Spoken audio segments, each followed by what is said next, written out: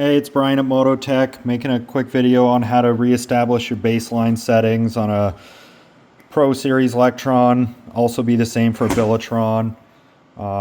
Most importantly, where people get off track on these is the slide height, which they don't really give you a spec for turns on this idle adjustment. But on the Billetron and the Pro Series, what they want is a 2mm gap on the engine side of the carb on the slide. You can use a 2mm Allen wrench and figure out your gap on that. It's pretty straightforward. It actually ends up being around 4 or 4.25 turns from seated with the slide installed. So that'll get you really close, but if you have the carb off, you can just use the Allen wrench flat to flat. We'll get you reestablished on that. Pretty straightforward. As far as getting the rod back on track,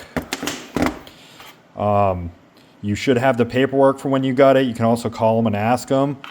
But on like a Japanese 125 with the X3-2 rod, 2 inches is the starting length. On a 250, if you're using the X2-3, that's 2 inches 52 thousandths off the top of my head. The X2-2 is 2 inches 2 thousandths, but you measure with the back side of a pair of verniers from the brass face to the tip of the rod, like that. This one's, oh, well, I set down the calipers. They were locked at 2 inches, but this one's 2 inches where it's supposed to be. And then to make your adjustment, pretty straightforward. You can use the tool if you bought the Easy Tune kit, or you can put a piece of hose on there, or pliers with tape wrapped around them so you don't mar it up. But it's pretty hard metal. I think it's bearing steel, so you have to try pretty hard to damage it, but you still want to be careful because you do have the sharp edges on these accelerator rods that you want to keep nice and crisp. But without compressing the rod, that's how you make your adjustment. You can turn it, doing this one-handed, turn it to the length you need, and then you want to compress it so you aren't adjusting it, and re-index it so that the flat is facing towards the engine when you reinstall this, and the slide can only go in one way, so that should be pretty hard to mess up. And then as far as the torque jet and the power jet, to reestablish those, a lot of the bikes are 3/4 for both of those, but you'd have to call them and see, or see what your paperwork was. It really depends on your bike.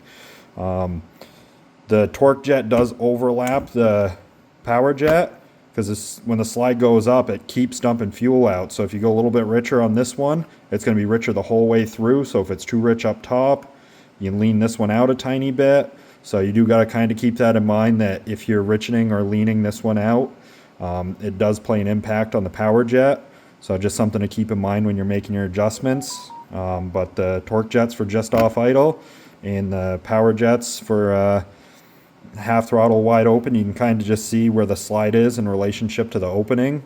When the slide clears the tube, it starts pulling fuel out of it.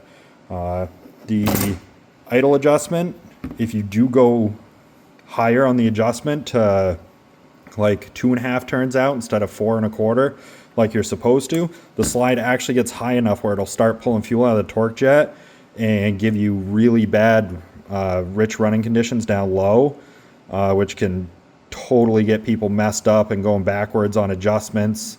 So that's why they want you to adjust the rod before you start messing with the idle or anything, to get the rod as close as possible.